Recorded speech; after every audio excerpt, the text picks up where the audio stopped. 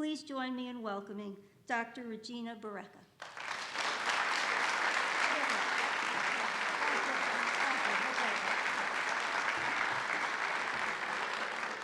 Thanks for coming in on this beautiful afternoon. I'm very glad to have you here, and I'm going to do what I will do for all of the students in my classes. I'm going to ask you to remove your electronic devices, please, and turn them off so that bells and signals and everything is not going on, and that you're not texting while I'm talking. This is what we do at college. This is how it begins. The hardest thing for my students these days is to be removed from their electronic devices. It's like I'm asking them to take out an eyeball.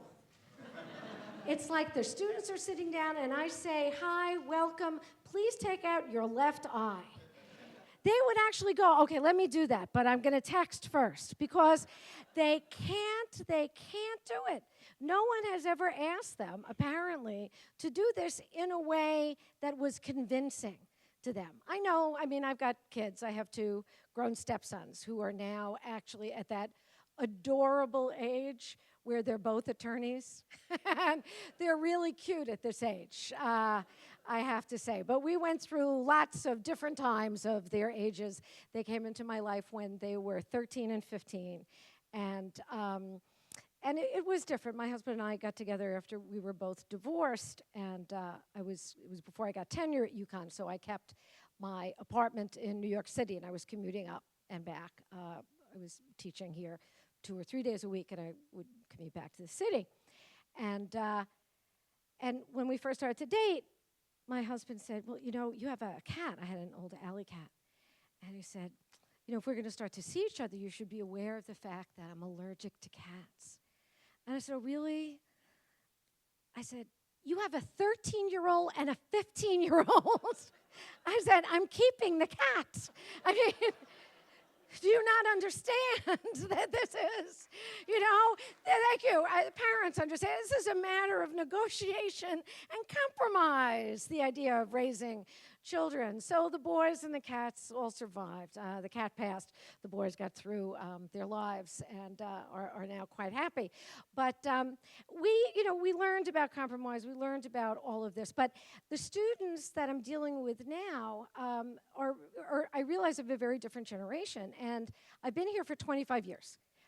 For the women in the audience, I know that there is always one question when there is a woman on the podium or near the podium that you want to know. And I'm going to address that. I am 55 years old. Okay? That's really the only thing the women in the audience want to know. It is. I'm sorry. Actually, the question is really, is she younger than I am or is she older than I am? Though it's really not the number. The men don't care, really. It's like, she's a normal age. It's really it. I'm done. They're done. And the other piece of information the women want to know, I am a size 12. I'm a 12 in an Armani, but at Dot's Dress Barn, I am a 22W, okay? Because as women also know, the smaller the size, the more we pay for the garment. And again, men don't do this, right? No man has said, "I'm going to be a 22 short by the holidays." Men don't try to fit their bodies into the world. They buy clothes that fit them. Women try to, carve ourselves into something that's hanging on the rack. Not that I'm bitter. And you might already take it from what I'm saying that I also teach feminist theory and gender studies. But one of the things that is interesting for me, having been at UConn for 25 years, this year, 25 years, is that one of my students came in. We were teaching, we were doing a course, I think it was on loyalty and betrayal in literature. And I usually teach upper division students. Usually you have to be sort of a junior or better.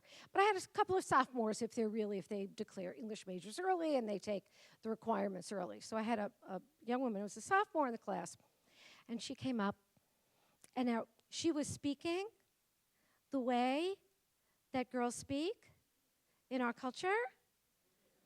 Have you noticed that? Like in the last 15 years, that even the girls who are really smart, like the ones coming to UConn, and the ones who will be running NASA in 30 years, or heading to run the American Medical Association or the National Endowment for the Arts, have you noticed that girls always speak with their voices going up, even when they're making declarative statements, such as actually telling you their names? So I have students who come up to me and go, Dr. Barreca, you're my advisor. And I say, okay, dear, tell me your name. And they go, Stephanie Smith. I go, I don't know. Honey, you tell me, okay? Is it one of those identity theft things, you know? Do you have a Discover card and another name? Do we need to work on this? But, you know, they really do, because still in our culture, girls don't want to sound like they're being too assertive. So everything sort of sounds a little tentative. So it's a little annoying. After all, girls in my class are not allowed to do that. We practice. We practice doing this. The young men don't do it as much. Some of them do it, but the young men don't do it as much, although the young men will often apologize before they speak. Really smart guys in my classes will go like, I say, okay, so Joseph, what's going on page 17? And they'll go like, oh, wow, I don't know if this is right, because I can't really tell if this is what you're looking for. But I think that what's happening is that it really is an investigation of the sort of the etymological sort of underpinning of the cultural sort of basis of the whole idea.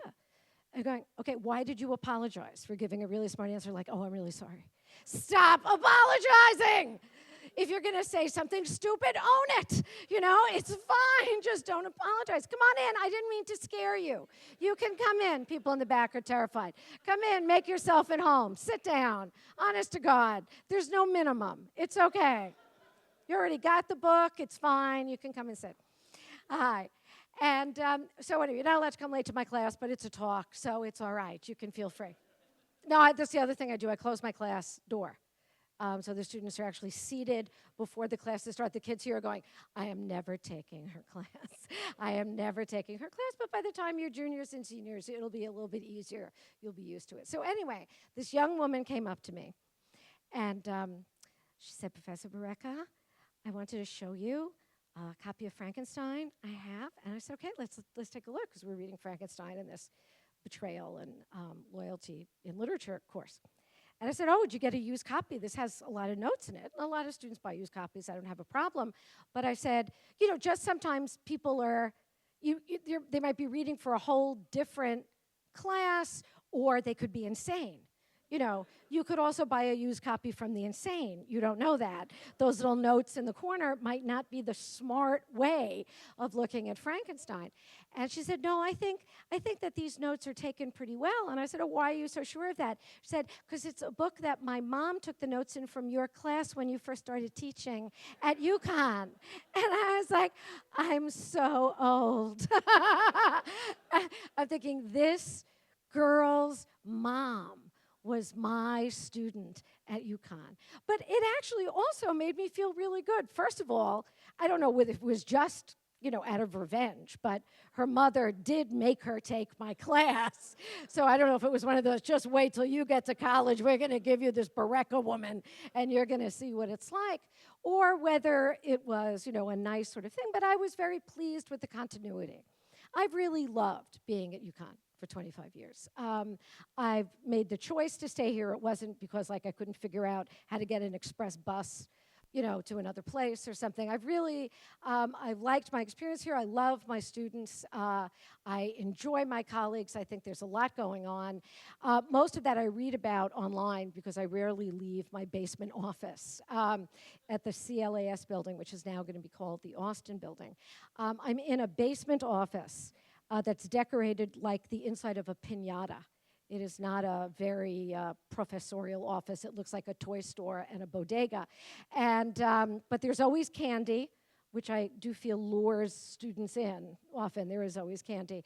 And students come in, they feel comfortable. They sit down, they talk, they hang out. I always tell the students during classes, we never talk about feelings. I'm not interested in feelings during class. We do not share. We do not use the S word. It's different from high school, right? So that especially for English classes, a lot of students have, I won't say figured out, but have been maybe encouraged or led to believe that literature books are sort of a Rorschach ink blot, so that you look at them and go, oh, this makes me feel like I did when Granny's dog Toto died. And I'll talk about that for the next 15 minutes because then the bell will ring and we won't actually have to do any analysis. And we don't do that in my class. Every time you speak, you back something up from looking at the text. We don't talk about your emotional response. We talk about an analysis of the work. The students know the books backwards and forwards. They can quote from them 15 years later. I'm also pleased with that. I get emails from somebody who just used as an opening to a memo. You know, he's working at Microsoft, and he says that line you made us look at from Seneca that says, sometimes in seeking to escape our fate, we leap to meet it. I just used it in the marketing for blah, blah, blah. And I'm thinking, I earn my keep, you know? I earn my state salary. This is really good. I have good benefits, but I earned my state salary. So I really am happy to be here. And I think maybe like some of my students, I was the first one, and maybe like some of the parents, maybe even more, I was the first one in my family ever to go to college. Maybe that's true for some of you. I was actually the first one in my family to graduate from high school in a timely fashion. It was not especially what girls did. Again, I've been in Connecticut for 25 years, but you can already tell from my accent, right, that I am not actually from Connecticut. No one has ever come up to me and said, what part of Connecticut did you grow up in? That is not something in 25 years anyone has addressed to me. And I grew up in Brooklyn, New York, which you can already tell. There's all right, in every crowd, there's somebody, which is good. I went to Perth, Australia to deliver a lecture, which is as far as you can get from Storrs, Connecticut, and stay on the planet. And I thought, gee, how much of my talk do I have to change? Because there are going to be people from all over different parts of the world, and this is going to be really different, and da-da-da. And I said, I grew up in Brooklyn, New York, and one lady yelled out, where'd you go to school? And I thought, okay, this is the old neighborhood, follows you wherever you are. So my mother died when I was very young, and I was raised by my aunts. And if I had any class, I'd say aunts, but I don't. So I say aunts. And my aunts, you have to remember, they sort of don't make these women anymore. But I feel it's important, especially with young people, to invoke them so we don't forget them. These were the women who were all about 3'2". They all weighed about 950 pounds. They went across ethnicities. You don't have to be Italian to know these women. 950 pounds. They wore floral print dresses at all times. So if they were gathered together, like on a Sunday for the big dinner, it looked like there were Ottomans scattered across the floor. No, real. The only thing missing was the button on the top of the head. That was it. They were on casters. They moved easily. They were upholstered. They were the Ottoman ants. And these ladies knew how to give you a hard time. So they always had the spoon, they had a big spoon that they could hit you on the back of the head with. That was the whole thing. If you mouthed out, if you said something wrong, did anything. And these ladies, they were a little suspicious about my going to college. So nobody got to college. Nobody knew from college. It was a high school teacher of mine who encouraged me to apply to Dartmouth because they just started to admit women. I didn't know anything. I was going to go to Queens College because there was an express bus from my house. So that was my choice in how I was going to go to college. And this professor, this teacher said, Barreca, this was in 1974, Barreca, Dartmouth's admitting broads. You could say that then and not be sued, okay? Dartmouth's admitting broads. Why don't you apply? So I thought, okay, I'll apply. So I write out the application. I handwrite it. We didn't have a typewriter. I handwrote it in peacock blue ink. They probably thought, oh, here's someone creative, because she would know better than to do this deliberately. You know, it was like writing in Crayola. I mean, and so I send it in, I get in. 1975. Some of you, even the parents are a little young. So parents are a little young. I do that to my students too. I say bye if they leave, but it's fine. And it's very tough in my class. And there is a quiz. No, there isn't. There's no quiz. There isn't. 1975. The place was filled. You ever been to Hanover, New Hampshire? It's the whitest place on earth, okay? And in 1975, I was, as an Italian, like a racial group It counted as diversity to be Sicilian in 1975. I had never seen Madras before, okay?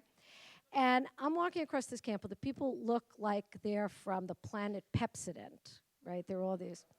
And in 1975, I'm wearing tight black jeans, fry boots. I have hair down to here, heavy black eye makeup. I look like Janis Joplin. The other girls look like Gwyneth Paltrow, right? I'm thinking, well, you know, the aunts all thought, she's going to school in New Hampshire. She must be pregnant, right? Because they all thought, why is she leaving the state? She must have been knocked up. Who left the state at 18 if you're a girl?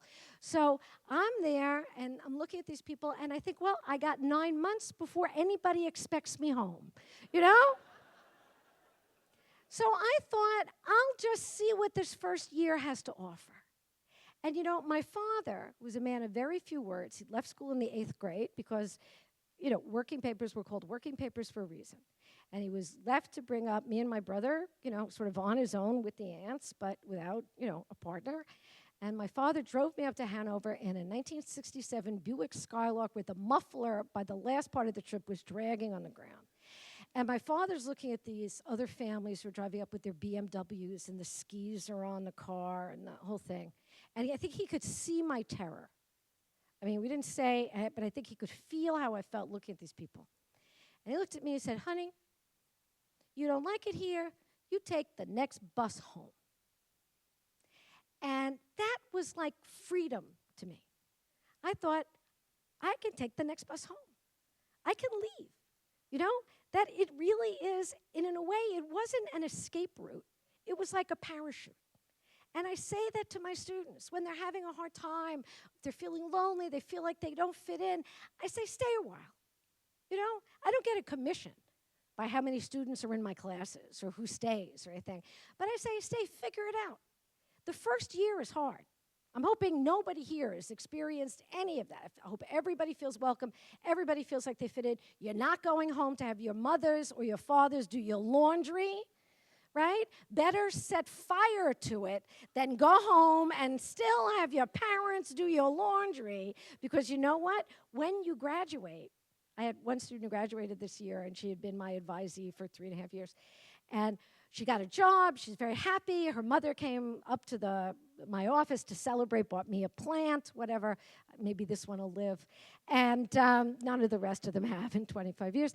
And we were sitting around, and she said, you know, the only thing that disappointed me about X is that in her whole high school, in her whole college career, never once did she do her own laundry on campus. And this girl went, I mean, she blushed that I thought like the top of her head was going to spin off like a Frisbee and she was like, Mom, how could you say that? And I was like, I knew nothing about laundry. This is not my job. I know she did her work, but your mother will rat you out, is all I'm saying. So better you should do your own laundry on campus. I think it's free now than bring it home. The parents cannot call and text every 3 minutes.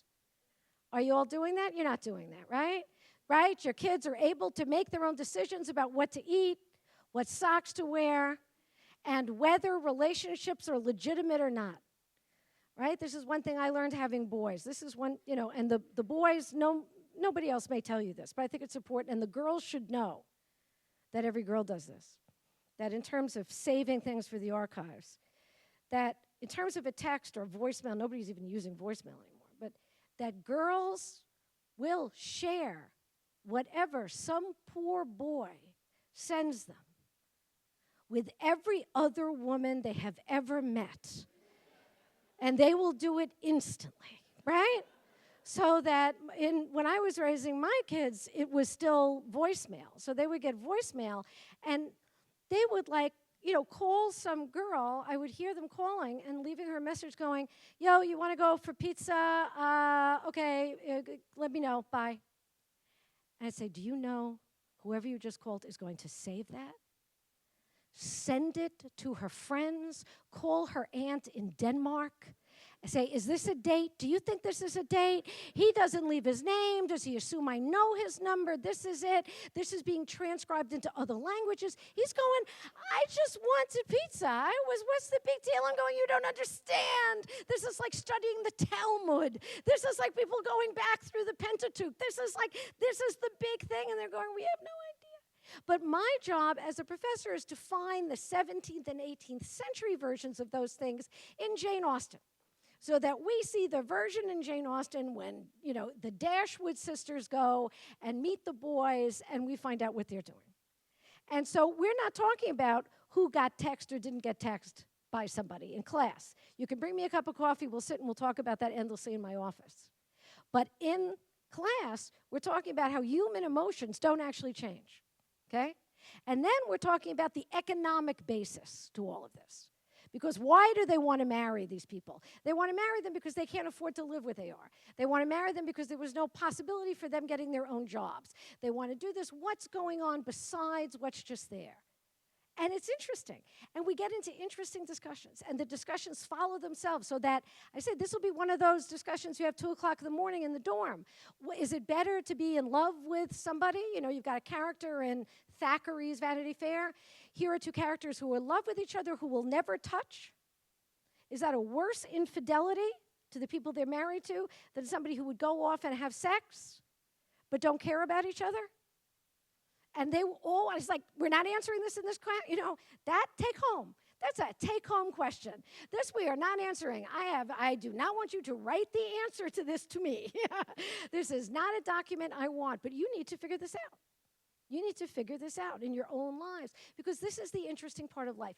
Everybody's interesting at the age the students at UConn are at. People who will be really boring in later life are interesting at this age, okay? Right? Seriously, people who will, like the ones that you're going to be sitting at a party where your eye starts to close and you're going, really? You bought that kind of suit? Okay, that's really that. No, I loved herringbone. That's great, and you're just going on. Those people will be interesting because they're figuring everything about, their life is being figured out at the moment. And what UConn has to offer is so much. And the only temptation for students is to stay with what they know. And I try to get the students that I come into contact with to go somewhere else, to do something else, not just to stay in character. This is the time of life to break character, right? Not just to build character. That's the kind of things that we adults say. You have to build character. You have to do that. No, you have to break character. You have to be somebody entirely different from who you ever were. Right? This is the place where you not only get to try on ideas, but you get to try on all of these different versions of who you can be, right? Because there really isn't a permanent record, right? Not in all these other things. You have to do well in your classes, right? What are the keys to doing well in your classes? They're not tough to manage. Number 1, you have to show up, right? You need to write that down? Please, feel free. Have it done in a tattoo. Whatever you need to do, you need to show up for your classes, right? I did a column for the Chronicle of Higher Education saying, dear student, please don't ask for permission to screw up, okay? That's what I tell them. I said, please, 25 years.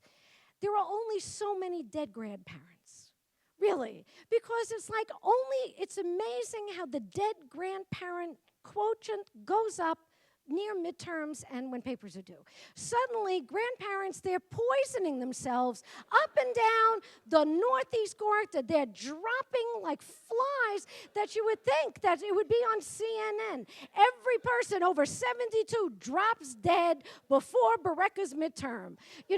Foul play suspected, because it's astonishing how that happens. It's amazing. And you go, honey, really, just tell the truth. And it's, no, I'll get you a death certificate. It's, no, really, I don't want your grandma's fake death certificate. I really don't. They get them like they get fake IDs. Not that any kid here would ever have that. That would never. Other people do that, not here. But, so showing up is the big thing. Doing the work on time is another big thing. Nobody in the world ever wants to make a deadline. Who wants to make a deadline? I have to go right when I go home. I don't want to go right when I go home. You didn't really want to come here today. You wanted to see your kid. But it's not like, do you really want to get up on a Saturday morning? Do you really want to get up to go to work? Do you really want to get up? But life is about showing up. Life is about making your deadlines. You're not going to go to your boss and say, I had some tummy trouble. You know, it's not going to happen. When I was a student at England, I was at Cambridge University. And at Cambridge University, there is no continuous assessment. You get one exam at the end of 3 years. That's how they did it then. One exam, one day of exam at the end of 3 years. You could show up or not show up for classes, lectures, meet with your tutor, do that work for 3 years, or be drunk. You've seen some English people. Be drunk for 3 years. You watch, Absolutely Fabulous. I mean, and just see what they do. And on that day, you go into a building that's been there since 537, right? Really, not a time, a year. And you sit down next to a row of people from a different subject who are taking an exam. People who were taking the English Lit exam sat next to people who were taking architecture the year I was doing it. Now, I was so American, obviously. I was shocked because the first thing is that the architects, about 10 minutes into it, started getting out all this crap. They started getting out rulers and pencils and compasses. And I thought Americans would so instantly, you're breaking my concentration. How can I do anything with your big pieces of paper? People were leaving the room to go throw up outside because they were terrified. People were bursting into tears. The English response to this is terribly hard luck. Terribly hard luck. Oh, you can't do the exam. Oh, you don't get a degree. You can't retake? They can't retake. It's not like there's a makeup day, like a meteor fell on your dormitory, your college where you live. Oh, damn hard luck about the meteor fits you. Yes. No, you don't get a degree. No, sorry. Sorry, no degree. That's it. That's no excuse. So the story that I tell my students is that one of the exams for philosophy was, and I'm sure it's an apocryphal story, but I love it anyway, that you sat down, because it's 6 hours of exams, you get a half an hour break. That's it. And so that the philosophy exam for 1 year was, what is courage? And one student who got a starred first, which is the highest possible, maybe one person every 20 years gets a starred first. It's the highest possible grade anyone can get anywhere. To the question, what is courage, wrote, this is, and left. Okay? And got the starred first. So I tell that to my students before they take the exam, going, that guy did it, you can't. Because I give them these in-class exams, and I say, I don't want some smart aleck answer in one line. You show me that you've read the 19 books on the syllabus from page to page. And I tell them they can't read the Spark Notes. Spark Notes are written by people trying to make money to go to the track. Okay? It's not the best and the brightest. You don't have the top-level people going, wow, I've just done really well. What am I going to do? I'll write Sparks Notes. That's not I'll write Cliff's Notes. These are people you wouldn't ask their advice on where to get a cup of coffee. Okay? And I say, you can't do that. You can't read those because then you have some kid sitting in front of you when we're talking about some book, and then the student says, well, I think this scene is a montage of the third. And you say, really? Henry, what does montage mean? Yeah, I don't know. Really? And you're going, put the Sparks Notes away, Henry. I mean, your teachers all read them before you read them. I have them all on my computer. I'm signed up for every one of those things. I have my poetry is in the Norton book of the Norton Anthology of Poetry, the Bedford Anthology of Poems. I've written stuff so I have student papers that people have put up on the net written about my poems. They're wrong. I'm from Brooklyn. The poem is about growing up in Louisville. I've never been to Louisville. There are people who start papers, well, Barreca, who grew up in Louisville, no.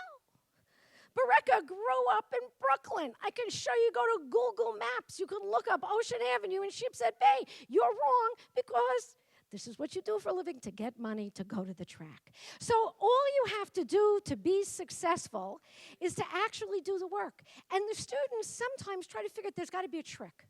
There's a trick. There's not a trick. The trick is actually to do it. It's not the hard part. Then, what's the trick to a social life? The trick to a social life is leaving the room. It's very hard for some students to master, but leaving the room and not speaking only to people you know is a very big thing. And I suggest I do the Parents' Day thing, the family weekend, about once every 3 years. And the students that I've spoken to in the past have always said the one thing that I say that they really do remember is that I encourage the students, when you pass by somebody, and it's harder now when you're plugged in and electrified and, you know, but when you pass somebody, make eye contact. Make eye contact and greet that person. It's an astonishingly useful social skill. You go, you say, hello. You pay, I mean, really, it's magical. It's like giving somebody a 20 in today's culture, right? You acknowledge them, you go, hello, hi. It's like, yes, hire this person. Give this person, get her a resume, get her CV, enter her into the computer. She is going to run the world. Because most people are, you know, they're, what? No, sorry, got it. No, got to look down. No, looking down, avoiding everything but looking down. Look up, say hello, talk to people you don't already know. It's really, it's becoming increasingly. I had one very nice young man who I'd known for a long time said he didn't know whether or not he was in a relationship. And I said, why? And he said, well, we just started talking on the phone. I said, but isn't that like what you do at the beginning? He said, no, we've been texting.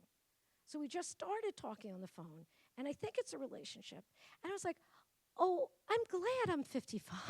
These are really new rules. These are really new rules. So I understand that you have different rules and that when you're my age, things will be entirely different. I'm so aware of that. But right now, you know, you are in this place which has its own culture, which has all of which you can come and change. You will become professors here. You will become deans. You will become administrators. You will become, you know, members of the boards of trustees. Somebody in this room will be on the board of trustees at one point, right? Some student here will go on to change everything, okay? But you can make those changes, but for now, you're gonna have a better time if you actually figure out what's going on around you and not just try to get through the next few years, okay? I have students, again, who at the beginning will come in and they're like, I don't want, if I could just get an education like injected, you know, if I could just get it, if I just want to get through this, I just want to get through this.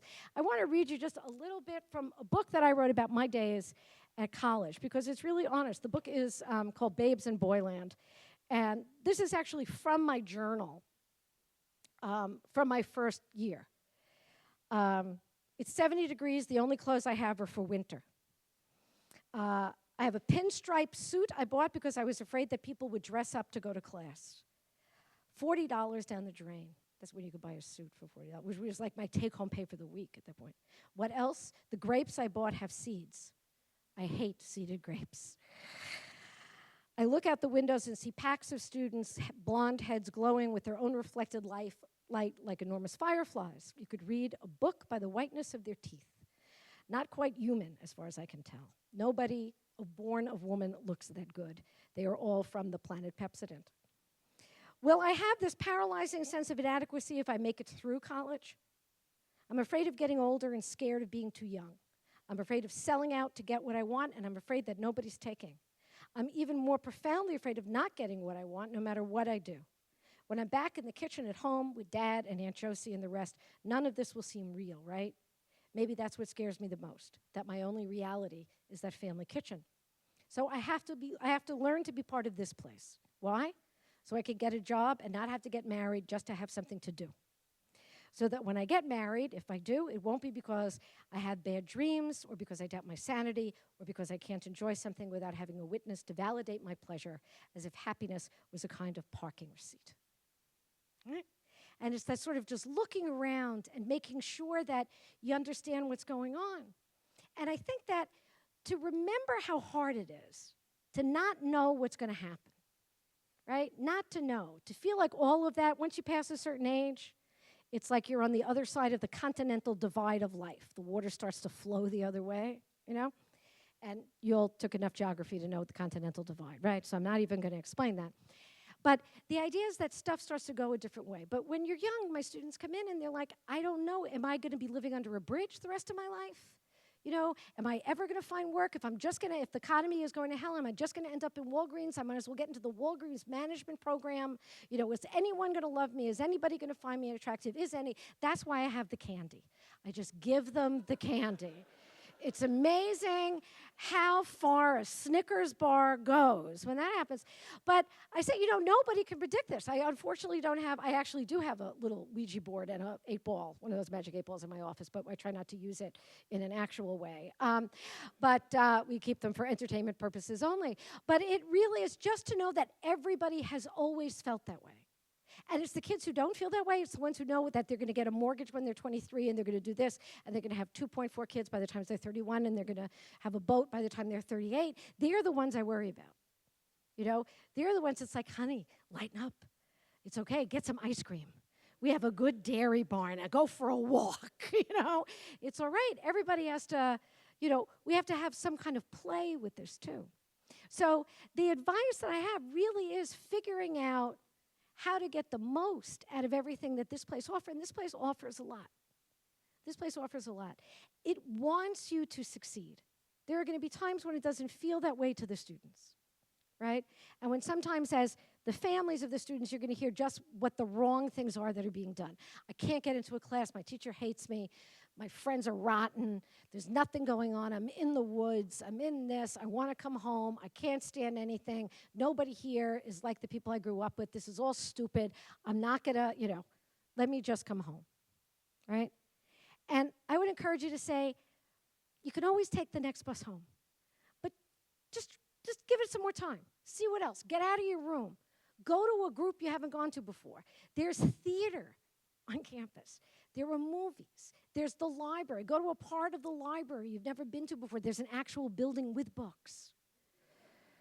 I have students now who have never been in it. Go, if only so that you can tell someone you've been in a library, just in case somebody asks. There's live music. There's great kinds of food. Now they have actual food in dormitories. From the students who were here 15 years ago, they would tell you that didn't happen. Now you can actually go eat good food. Talk to somebody you don't know. Make eye contact. Enjoy the time that you're here. And the most important thing is to ask questions. Ask questions. Nothing is more interesting than when somebody comes up and asks a real question.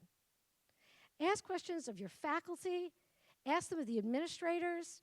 Send an email if you're somehow shy to ask somebody a real question. But if you have a real question, right? Somebody comes up and says, I'm really not sure why I'm doing this or what's going on or what's the next direction. Isn't there a better step I can take? I'm doing this, but I'm not happy with it. This is happening to me, and I'm not sure that, this really should be. Ask somebody. And even if the person that you ask doesn't know, we all know somebody else that we can ask on your behalf. Okay? That's really what it's about. But part of that is just, again, learning how to make use of it. And that's where you got used to asking your parents to do that stuff for you. And this is the transitional place where you learn how to do that stuff through another adult and then through yourself. So that you got the courage to get out there and to do that stuff yourself. That's one of the biggest transitions from your first year at UConn. And by the time we launch you like a kite into the world, you got longer and longer strings so that you don't even know that there's a string attached. And then by the time that there isn't a string, you don't even know. Because you're so far above everything and you're flying, on your own sail, under your own sail, that you don't even know that it's not there anymore. So I suggest that this is the time to ask those questions. No one is going to make you feel ashamed of yourself. If there is anybody who makes you feel ashamed of yourself, send that person to me. They will never do it again. That's the only thing I can promise. And I would say that especially when you're saying, have a good time, tell the truth, tell stories, that, what do we do when we tell a funny story and not everybody laughs? We cringe, right? We get all nervous about ourselves. We get all worried. But I would say that even when you tell a story, when you tell the truth, when you explain something about your life, when you let somebody into your life, when you're honest about who you are, when you talk about the truth, and somebody doesn't get it, and somebody doesn't understand, what you haven't made is a mistake. What you've made is a really good beginning. Welcome to the beginning of your time at UConn. Thank you.